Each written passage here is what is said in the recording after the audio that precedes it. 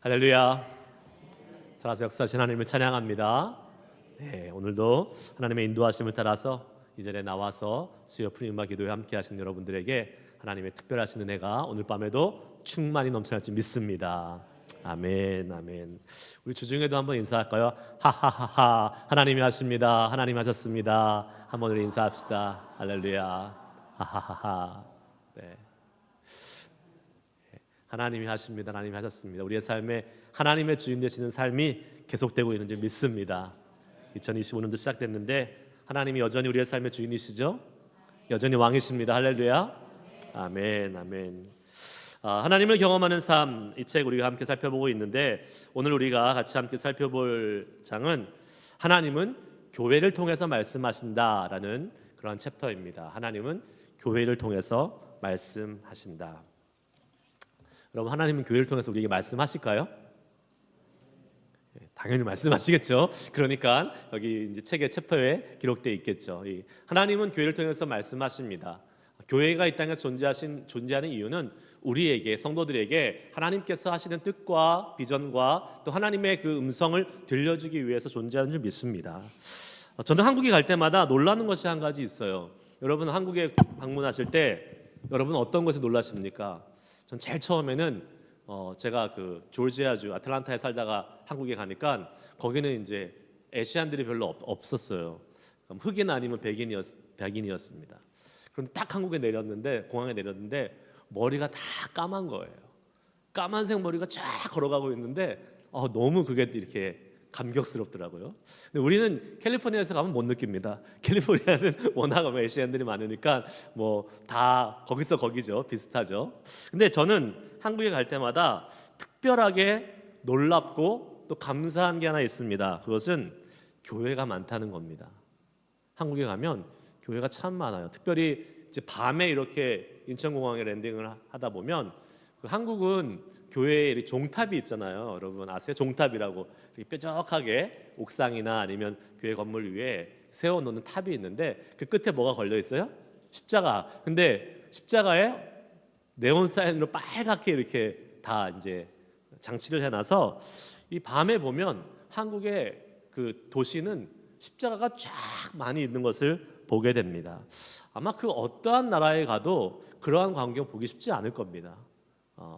하나님께서 특별한 은혜가 우리 조국 대한민국에 있어서 그런 놀라운 교회들이 많이 생겨나고 또 교회를 통해서 하나님의 일이 이루어지고 있는 줄 믿습니다. 옛날에 제가 어렸을 때 그 생각 기억해 보면 그때 막 교회가 많이 개척될 때였거든요. 그러니까 막 같은 건물 한 상가에 1층에도 교회, 3층에도 교회, 뭐 이렇게 있는 한 건물에 2개씩 교회가 막 들어가 있는 경우도 있었어요. 썩 보기에는 좋지는 않았지만 교회가 마치 경쟁하는 것처럼 보긴 좋지는 않았지만 그때는 그만큼 교회가 어떻게 해요? 생겨나고 부흥하는 그러한 시기였습니다. 지금은 그때만큼 교회가 부흥하거나 성장하는 그러한 시기는 지났지만 여전히 우리 조국 대한민국은요 교회가 많이 있습니다. 많은 나라 중에 하나예요. 복이죠. 하나님이 주시는 큰 복입니다.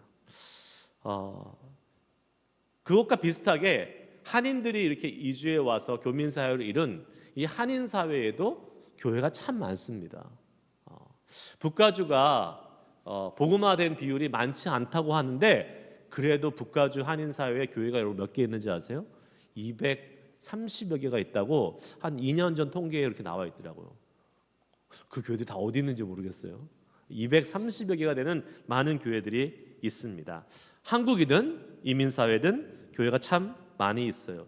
그런데 안타까운 것은 교회의 영향력이 과거에 비해서 현저히 낮아졌다는 것입니다. 과거에는요 교회가 많지 않은 그 옛날에는 그럼에도 불구하고 교회는 존경받고 교회는 세상 사회에 아주 큰 영향력을 끼쳤었어요. 그런데 지금은 교회가 참 많아지고 교인도 많아졌는데 교회의 세상에 대한 영향력은 오히려 점점 줄어들고 있는 것 같습니다. 요새 그런 말이 있더라고요. 한국 뉴스 보지 말라라는 말이 있어요. 보면 열불 나고 스트레스 받으니까 한국 뉴스 보지 말라는 얘기가 있습니다. 이거 뭐 벌써 몇 주째입니까? 이게 뭐 탄핵과 관련된 그 기사들이 계속 나오고 거기에 연이어서 일어나는 일련의 뭐 그 정치적인 이슈들이 계속 나오고 있지 않습니까? 한국이 정말 위기인 건 위기인 것 같아요. 정치적인 위기뿐만 아니라 국가적인 위기입니다. 왜냐하면 나라의 리더십이 지금 없는 상태잖아요. 물론 뭐 대통령을 탄핵시키니까 대행인 국무총리가 올라섰는데 국무총리도 탄핵시키고 또 국무총리를 대신해서 다른 사람이 또 대행으로 쓰면 또 마음에 안 들면 또 탄핵시키고 그런 분위기고, 그러니까 국가의 어떤 리더가 지금 리더십이 완전히 무너진 상황. 그러니까 뭐 대외적으로 한국이란 나라에 대한 브랜드에 대한 이 신뢰도가 완전히 땅에 떨어져 있는 그러한 상황 아니겠어요? 위기죠. 그런데 과연 이러한 위기의 순간에 한국 교회들은 뭐를 하고 있는가 한번 생각해 봤을 때에 정말로 교회의 역할이 너무나 미미하고 교회가 너무나 존재감이 없는 것 같은 그러한 안타까운 상황을 보게 됩니다. 여러분, 정말 이럴 때 기도해야 될 때가 아니겠어요? 이럴 때 나라와 민족을 위해서 기도할 때가 아니겠습니까? 물론 개별적으로 하고 있는 교회들도 있을 거라고 생각을 합니다. 그러나 지금은 제가 볼 때는 그렇게 교회가 개별적으로 몇몇 교회들만 기도해서는 될 때가 아닌 것 같아요. 정말 온 나라 전체가, 교회 전체가 함께 마음을 모아서 이 나라의 위기 상황을 위해서 기도하고 나아가야 할 때인 줄 믿습니다. 근데 사실 참 안타깝죠. 그런 모습이 안 보이니까. 근데 이럴 때는 오히려 밖에서 제3자의 시각을 갖고 있는 우리 동포들이나 이민사회에 있는 교회들이 더 객관적으로 이 사태를 보면서 우리가 기도할 수 있는 그러한 상황이 된다고 생각을 해요. 지난 월요일 날 우리 저희 교단에 그 목사님들 모여서 신년 할애회를 했습니다. 저희 교단 목사님들. 그 목사님들 중에 한 분이 그런 말씀을 하세요. 본인의 교회에 요새 한국을 위해서, 조국을 위해서 기도하는 기도가 참 많이 생겼는데 한국을 위해서 기도하다 보니까 새로운 용어가 등장했대요. 뭡니까? 그러니까 중보회개라는 말이 등장했대요. 중보회개. 무슨 말인지 아세요? 한국을 위해서 대신 회개하는 거예요.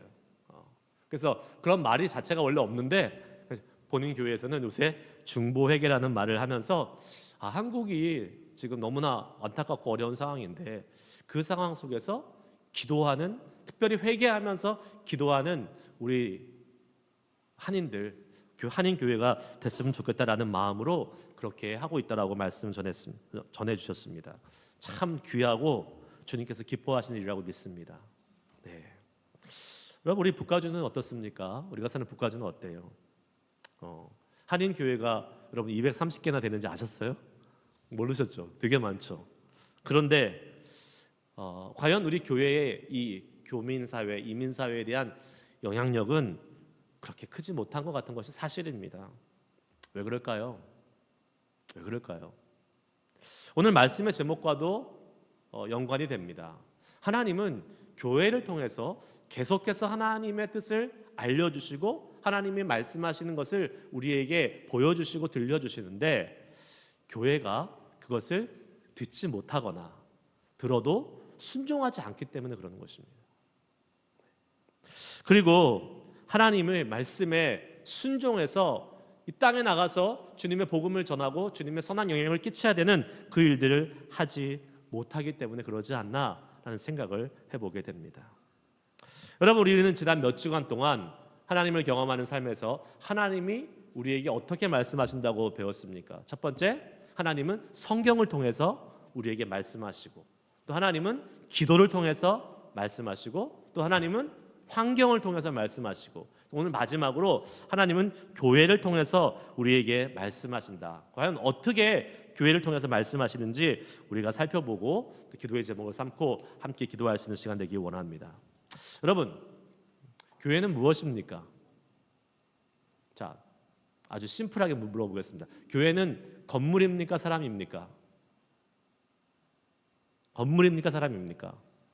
제가 하도 이렇게 트리키한 퀘스천을 많이 해서 여러분 대답 못 하시는 것 같은데, 아니요, 이거는 트리키한 게 아닙니다. 그냥 심플한 겁니다. 스트레이트한 거예요. 교회는 건물이에요, 사람이에요? 사람이죠. 예. 건물은 뭐예요? 예배당, 교회당입니다. 예, 교회당이에요. 예배당. 교회는 사람이에요. 하나님께서 부르심을 받은, 구원받은 사람들이 모여서 주님을 예배하고 주의 길을 위해서 나아가는 사람들의 모임이 교회입니다. 자, 많은 사람들이 모여 있는 교회예요. 그리고 교회에는 그 사람들이 다 하나하나의 지체를 이루어서 한 몸을 이루고 있다라고 이야기를 하죠, 성경에서. 이 책에 보면 그러한 비유가 하나 나옵니다. 우리 몸에 속한 각 지체들이 뭐 눈, 코, 입, 뭐 여러 가지 손발이 몸에게 말을 할 수 있다고 한번 가정해 봅시다라는 그러한 비유가 나와요. 그러면서 눈이 이렇게 몸에게 이렇게 얘기했다고 가정합니다. 저기 철길이 있는데 철길을 한번 이렇게 걸어가 보면 어떨까? 그 앞에 지금 열차가도 안 오고 아주 지금 안전하니까 철길을 한번, 아무것도 안 보이니까 철길을 한번 걸어가 봤으면 좋겠다라고 이렇게 이야기를 합니다. 그래서 몸이 그 눈의 말을 듣고 철길을 투벅투벅 걸어가기 시작했습니다. 근데 조금 있다가 귀가 몸에게 얘기합니다. 내가 지금 저기 멀리서, 반대편 멀리서 기적 소리 같은 게 들려. 그러니까 이제 철길에서 내려오는 게 좋을 것 같아. 이렇게 얘기해요. 근데 그 얘기를 듣고 있는 눈이 다시 얘기합니다. 아니야, 내가 이렇게 보고 있는데 아무것도 안 보여. 괜찮아, 안전해. 그러니까 계속 걸어가. 이렇게 얘기를 하니까 몸이 그 말을 듣고 계속 걸어갑니다. 시간이 조금 지나자 귀가 다시 얘기합니다. 기적 소리가 점점 가까이 들려. 눈에 안 보이지만 들려. 그러니까 빨리 이 철길에서 벗어나야 될 것 같아. 다리도 이야기합니다. 뭔가 진동이 느껴져. 그러니까 빨리 벗어나야 될 것 같아. 빨리 철길에서 내려와. 라고 이렇게 이야기를 했습니다. 자, 여러분이 몸이라면 어떻게 하시겠습니까? 각 지체들이 다른 말을 할 때 여러분 어떻게 하시겠어요? 책에서는 3가지 보기를 줬습니다. 첫 번째, 갈등을 무시하고 갈등이 사라지기까지 기다려라. 두 번째, 그렇지 않으면 몸의 모든 지체들에게 다시 물어보고 서로 투표해서 다수결로 결정해라. 세 번째, 눈이 한 번도 실망시킨 적이 없으므로 눈의 말을 믿고 계속 걸어가라. 이렇게 이야기하고 있습니다. 어떤 게 제일 좋은 결정일까요? 2번, 3번, 1번 다 틀렸습니다. 아닙니다. 그렇게 해서는 안 돼요. 빨리 철길에서 내려와야 돼요. 그냥 뭘 다수결로 투표하고 뭐 듣고 이럴 필요 없습니다. 빨리 내려와야 돼요. 하나님은 우리 몸에 여러 감각기관을 주셨습니다. 그리고 그 감각기관의 각 지체들을 통해서 각각의 일을 잘 감당할 때 우리 몸은 제대로 된 움직임을 할 수 있죠. 우리 육체적인 몸에서 갈등을 모른 채 하거나 아니면 많은 것을 이렇게 제공해주는 다수결에 따라 결정을 하거나 아니면 한 감각기관만 믿고 다른 것을 무시하면서 나아가서는 안 됩니다. 그건 굉장히 위험한 일입니다. 성경은요, 교회를 뭐라고 얘기합니까? 그리스도의 몸이라고 얘기해요. 그리고 우리들을 그 교회 몸에 붙어있는 여러 지체들이다라고 말씀하고 있습니다. 에베소서 1장 22절하고 23절 말씀 한번 읽어보겠습니다. 시작. 또 만물을 그의 발 아래 복종하게 하시고 그를 만물 위에 교회의 머리로 삼으셨으니 교회는 그의 몸이니 만물 안에서 만물을 충만하게 하시는 이의 충만함이니라. 아멘. 고린도전서 12장 21절 말씀 한번 읽어보겠습니다. 시작. 너희는 그리스도의 몸이요 지체의 각 부분이라. 아멘. 교회는요 그리스도의 몸이기 때문에 모든 지체들이, 교회 몸에 붙어있는 모든 지체들이 하나님이 그 교회가 어떤 교회가 되어야 하며 또 어떤 일을 하기를 원하시는지 거기에 대한 생각을 나눌 수 있어야 돼요. 그럴 때 교회는요 올바른 교회의 역할, 감당할 수 있게 됩니다. 교회는 모든 지체들을 통해서 말씀하시는 하나님의 온전하신 조언을 들을 수 있어야지 그 진정한 건강한 교회가 될 수 있는 것이죠. 이렇게 교회는요, 그리스도의 몸이고 우리 성도들은 거기에 속한 지체라는 사실은 무엇을 얘기합니까? 교회는 혼자 존재하는 것이 아니라 여러 사람이 함께 공동체로, 유기적인 공동체를 이루어서 나아가는 곳이라는 것을 알려주고 있습니다. 교회는 절대로 독불장군처럼 혼자 섬길 수 있는 곳이 아닙니다. 그런데 요새는요, 이 공동체적인 교회가 많이 위협받고 있습니다. 왜 그럴까요? 교제에서는 신학적인 영향이 있다 그래요. 만인 제사장설 여러분 들어보셨죠? 만인 제사장설, 누구든지 하나님 앞에 홀로 나갈 수 있다라고 이야기합니다. 네, 맞죠? 우리는 하나님 앞에선 단독자로서 나아갈 수 있습니다. 근데 그게 너무 강조되다 보니까 공동체로서의 교회는 약화되고 자꾸 자기 혼자만 하나님 앞에 나가려고 하는 그러한 모습이 많이 생겨났다는 거예요.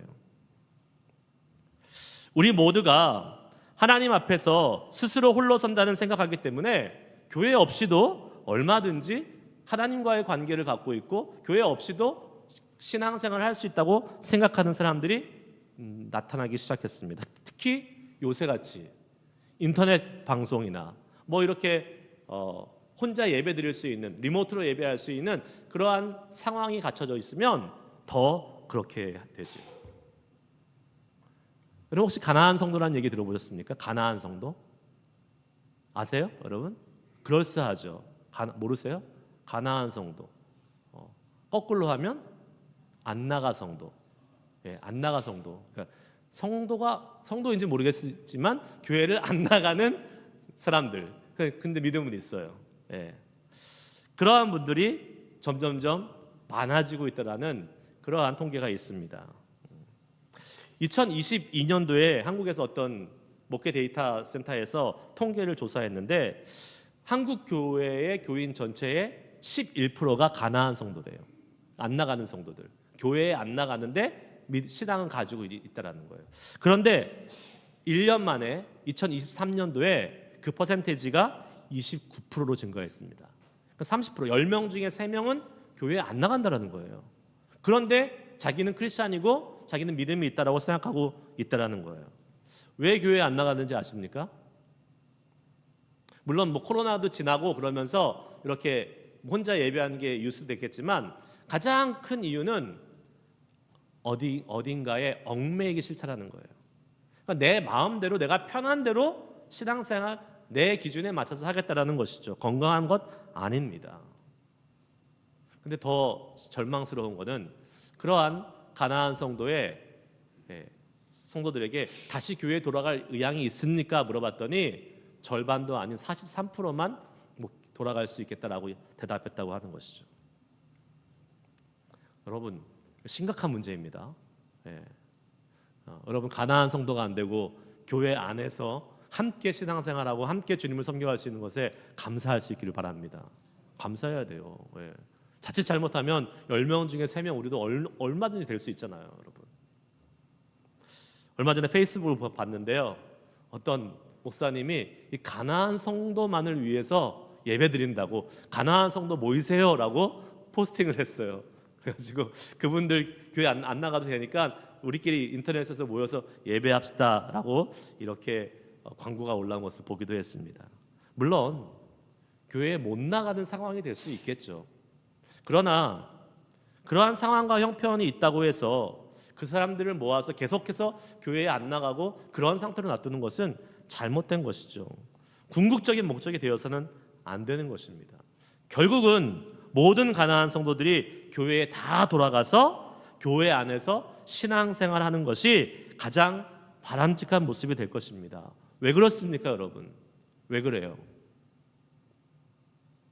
혼자 있으면 절대로 그 신앙이 건강하게 자라날 수 없습니다. 자라나지 못해요.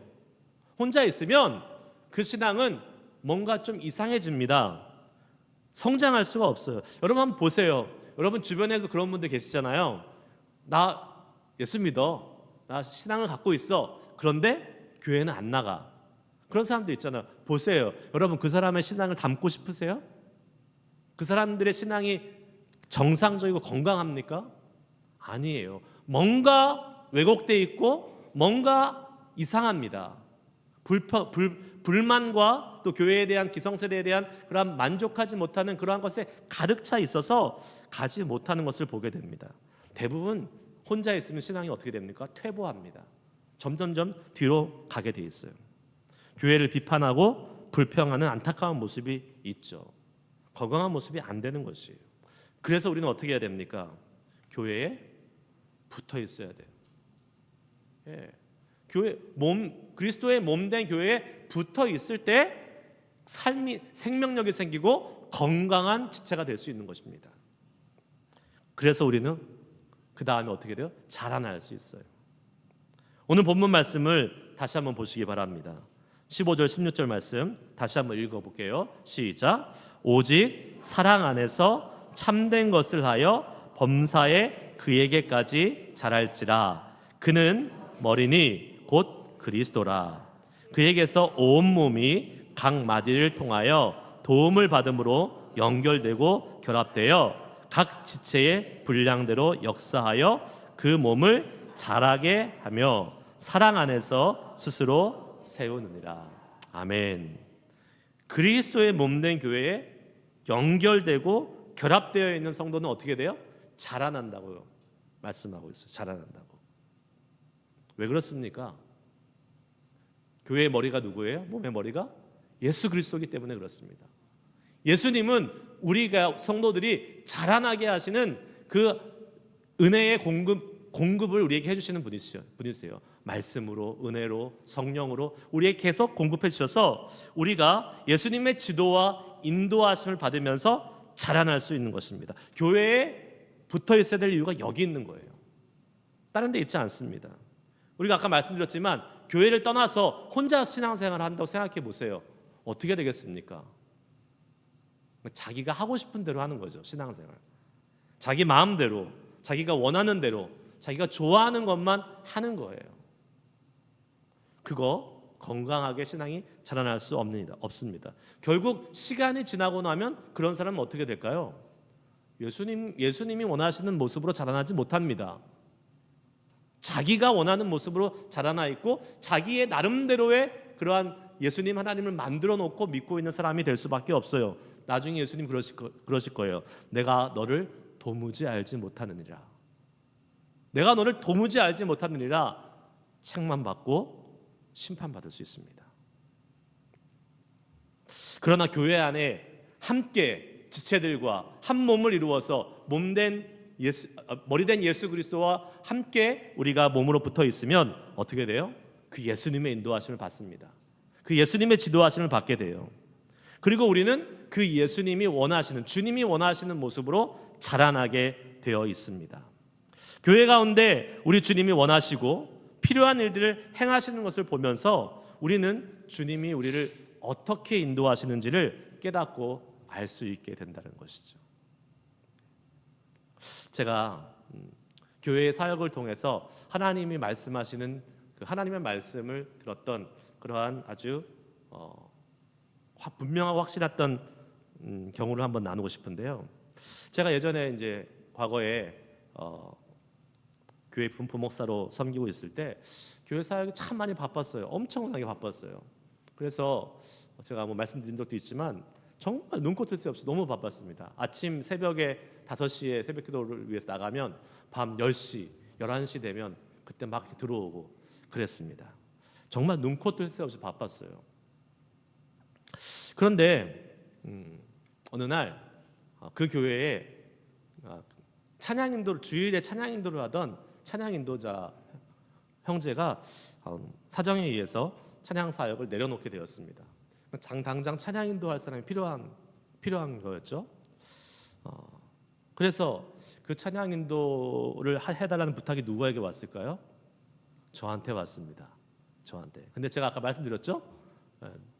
눈코 뜰 새 없이 바쁘고 여유가 하나도 없었다고. 진짜 너무 바빴어요. 예. 근데 제가 뭐 그 교회에 찬양 인도자로 찬양 사역자로 간 것도 아니고 다른 사역으로 갔는데 이 찬양 인도를 하라는 부탁을 받고 고민이 많이 됐고 사실은 당연히 못하는 걸로 생각을 했습니다. 그런데 교회 사정도 있고 또 영적인 리더인 담임 목사님 부탁하시니까 기도하게 됐어요. 기도하는 가운데 하나님이 저한테 부담감을 주세요. 찬양 인도를 그 사역을 맡아 감당하라는 영적인 부담감을 저에게 주셨습니다. 그래서 그냥 진짜 시간도 없고 진짜 못할 것 같지만 순종하는 마음으로 그 제안을 받아들이고 찬양 사역을 시작했어요. 근데 참 놀라운 일은 제가 이 찬양 사역을 감당하는 동안에 하나님이 저에게 하시고자 하는 말씀들이 있었다라는 겁니다. 그리고 하나님이 인도하고 싶었던 방향성들이 보이고 들리게 해주셨다는 거예요. 제가요 그 전까지도 물론 찬양 인도를 해봤지만 그 전까지는 그냥 주먹구비식으로 그냥 막 했어요. 막 제가 하고 싶은 대로 막 했어요. 그런데 그때 찬양 인도를 하면서 저에게 하나님이 찬양에 대한 이렇게 영적인 눈을 띄워주셨어요. 구성은 어떻게 해야 되고 또 음악적인 진행은 어떻게 해야 되고 어떻게 찬양을 구성하고 인도하는 것이 은혜롭게 예배할 수 있는지에 대한 그러한 영적인 눈을 띄워주시는 그러한 계기가 되었습니다. 무엇보다도요 제가 찬양 인도를 하니까 그 바쁜 와중에서도 기도하게 되더라고요. 더 기도하게 되더라고요. 찬양 인도할 때 그냥 하고 싶은 거 막 뽑아서 몇 곡 뽑아서 이렇게 하는 거 아니잖아요. 기도하고 또 예배에 대해서 생각하고 준비하면서 하나님께 최선으로 드리기 위해서 그 찬양을 준비하니까 기도할 수밖에 없잖아요. 그러니까 바쁜 가운데 더 기도하게 만드시는 하나님의 뜻이 있었던 것이죠. 뿐만 아니라 제가 그 찬양 인도를 하면서 저도 너무 은혜를 많이 받았지만 함께 예배하는 많은 성도님들이 늘 피드백을 주세요. 목사님 찬양 인도해 주셔서 너무 감사하고 저희가 은혜 가운데 찬양할 수 있어서 예배할 수 있어서 너무 좋습니다 라는 그런 피드백을 계속 주시더라고요. 그러니까 교회를 위해서도 유익한 거였고 저한테도 유익한 거였습니다. 그러나 하나님이 저에게 주셨던 분명한 한 가지 메시지는 이거였습니다. 너 힘으로 사역하는 것이 아니라 내 힘으로 사역하는 것이다. 그렇게 바쁘고 짬이 없고 힘들 것 같지만 그래도 하나님을 위해서 헌신하고 나아가면 하나님께서 힘 주시고 능력 주셔서 감당하시게 한다는 이 하나님의 메시지가 저한테 너무나 크게 왔던 거예요. 여러분, 하나님이 우리에게 교회의 사정과 형편을 통해서 또 때로는 교회의 리더와 또 교회의 어떤 지체들을 통해서 우리에게 말씀하시고 초청하시는 그 일을 통해서 하나님이 우리에게 하시고자 하는 말씀이 있다는 사실을 기억하시기 바랍니다. 하나님은 교회의 사역을 통해서 우리에게 말씀해 주십니다. 그리고 그것이 우리의 사명일 수 있습니다. 제가 예전에 말씀드렸어요. 우리의 사명은 무엇인가? 교회에서 특별히 직분 맡은 자들로서 우리의 사명은 무엇인가 생각했을 때 제가 어떤 게 사명이라고 그랬어요? 기억나세요? 내 눈에 보이는 게 사명이라고 그랬어요. 내 눈에 보이는 것. 어떤 사람은 평생 교회를 왔다 갔다 해도 교회 땅바닥에 떨어져 있는 휴지 전혀 보이지 않는 사람이 있습니다. 그러나 어떤 사람의 눈에는 그 휴지가 계속 보여요. 계속 보이면 그 휴지 줍고 교회 청소하는 게 사명인 거예요. 그 사람의. 어떤 사람은 부엌에서 음식하는 그러한 쿠킹 그런 어떤 장비들이 전혀 관심 없는 사람들이 있죠. 대부분 관심 없으시죠. 그런데 어떤 분은 그것만 보여요. 좀 이걸 더 좋은 걸로 업그레이드하면 좋을 텐데 더 잘 사용할 수 있을 텐데 하는 그런 게 보이는 분들이 있어요. 그러면 그게 뭐라고요? 내 사명이에요. 내 사명. 제가 3년 전에 교회에 부임했을 때 여러분 지금 우리 피스카페 리모델링 해가지고 이렇게 잘 예쁘게 꾸며가지고 잘 쓰고 있잖아요. 새 가족들 오면 방문자들 오면 같이 함께 거기서 교제도 하고 또 성경 공부도 할 때 잘 사용하고. 기억나시죠? 제 부임하기 전에 거기 뭐였습니까? 제가 볼 때는 그냥 창고였어요. 여러분들은 어떠실지 모르겠지만 그냥 창고였어요. 막 이렇게 지저분하게 이런 소파 같은 거 의자 같은 거 막 있고 책상도 있긴 했지만 그냥 창고처럼 쓰던 곳이었어요. 근데 제 눈에 그게 보였어요. 여기를 잘 이렇게 꾸미면 잘 사용할 수 있겠구나. 그래서 어떤 분이 그러시더라고요. 목사님 눈에는 그게 보였군요. 저희 눈에는 안 보였는데.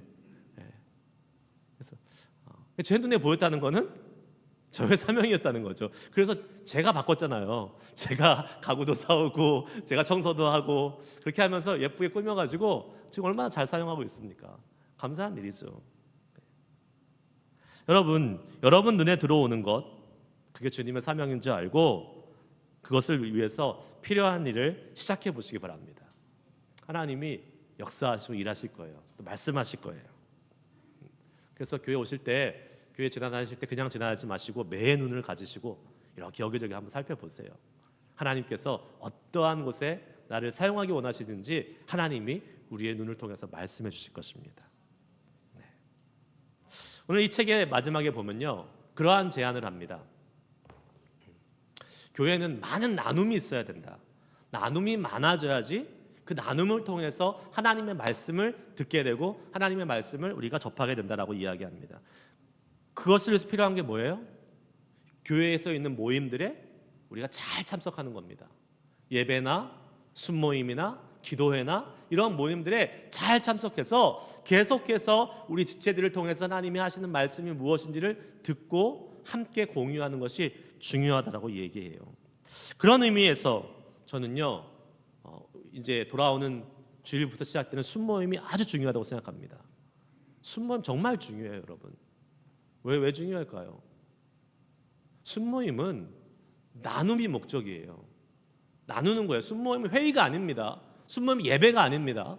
거기서 또 예배하시는 분들 아직도 계신 것 같은데 그건 예배가 아니에요. 순모임은 우리의 삶을 나누는 거예요. 그래서 내가 경험하지 못한 삶을 다른 순원들이 어떻게 살아가는 것을 보고 우리가 도전도 받고 때로는 연약한 모습을 통해서는 저렇게 하면 안 되겠다라는 반면교사도 삼는 거예요. 보세요. 순모임하면 그 순원 중에서 정말 뜨겁게 예수님을 사랑하는 분이 있어요. 어떻게 하면 말씀대로 살아갈까 고민하는 분들이 계세요. 정말 처절하게 주의 말씀을 위해 살아가는 분들이 계세요. 그런 분 보고 어떠한 마음 드시겠습니까? 도전받는 거예요. 도전받고 나도 저렇게 살아가겠다라는 그러한 결단을 하는 겁니다. 반대도 있잖아요. 넘어지고 엉망으로 살고 또 죄짓고 그것도 나눌 수 있어야 돼요, 여러분. 왜요? 그러한 분들이 대부분 더 많아요, 오히려. 그러면 어떻습니까? 그런 것을 나눌 때에 어떻게 해야 돼요? 사랑으로 서로 감싸주고 또 사랑으로 서로 격려해주고 또 나는 그런 얘기를 듣고 저렇게 죄에 빠질 수 있겠구나, 저렇게 되지 말아야지 라는 그러한 결단을 하고, 그렇게 우리가 서로 이렇게 나누면서 하나님이 주시는 여러 가지 다양한 통로로서의 말씀을 듣게 될 수 있다는 것이죠. 저는 그러한 순모임이 되기를 축복합니다. 많이 나누세요. 많이 이야기하시고.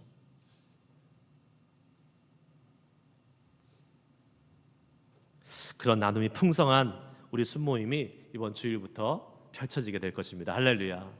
그 은혜를 누리고 여러분들 함께 순모임을 통해서 풍성한 하나님의 말씀들을 같이 함께 듣는 그러한 시간들이 됐으면 좋을 것 같아요. 물론 우리가 설교 시간에 이 성경 말씀을 통해서 하나님이 우리에게 말씀하십니다. 그러나 말씀드린 것처럼 우리 온 교회는 지체라잖아요. 교회를 통해서 말씀하신다는 것은 우리 지체를 통해서 하나님이 말씀하시는 것과 마찬가지입니다. 우리가 서로 상호 의존적으로 주님의 귀한 형제 자매들, 우리 지체들 같이 함께 서로 사랑으로 격려하고 아끼고 또 위하면서 우리 교회를 세워나갈 수 있는 그러한 우리 교회 됐으면 좋겠습니다. 교회에 불필요한 사람은 있습니까? 없습니까? 없어요, 여러분. 교회에 불필요한 사람은 하나도 없습니다. 하나님의 계획과 목적이 있기 때문에 교회 이 자리에 나와 있는 거예요. 저 사람은 없으면 좋겠는데, 없으면 더 유익하겠는데, 그렇게 생각될 생각은 우리 생각이에요. 하나님께서 계획이 있으셔서 이곳에 불러주셨고 함께 주님의 교회를 세워가면서 아까 말씀드린 대로 정말 좋은 모델도 있지만 또 좋지 않은 모델을 통해서 주님이 우리에게 반면교사를 말씀하시는 부분도 있다라는 사실입니다. 교회를 통해, 즉 지체를 통해서 하나님이 우리에게 말씀하신다는 사실을 기억하고 우리 사랑하는 지체들을 더 소중히 여기고 사랑하면서 하나님 이들을 통해서 또 교회를 통해서 말씀하시는 주님의 음성을 잘 듣고 순종해 나가는 그러한 주님의 사람 되겠습니다. 소망합니다 하고 기도할 수 있는 오늘 저녁 될 수 있기를 주의 이름으로 축복합니다. 우리 함께 찬양하고 오늘 말씀 기억하면서 기도하겠습니다. 마지막에 불렀던 우리를 사용하소서. 우리에게 소원이 하나 있네. 주의 몸된 교회가 정말로 예배가 살아나고 정말 주님의 성령으로 사랑으로 사역할 수 있는 교회 되기를 소망하면서 우리 오늘 말씀 기억하고 이 찬양 부르고 함께 기도하도록 하겠습니다.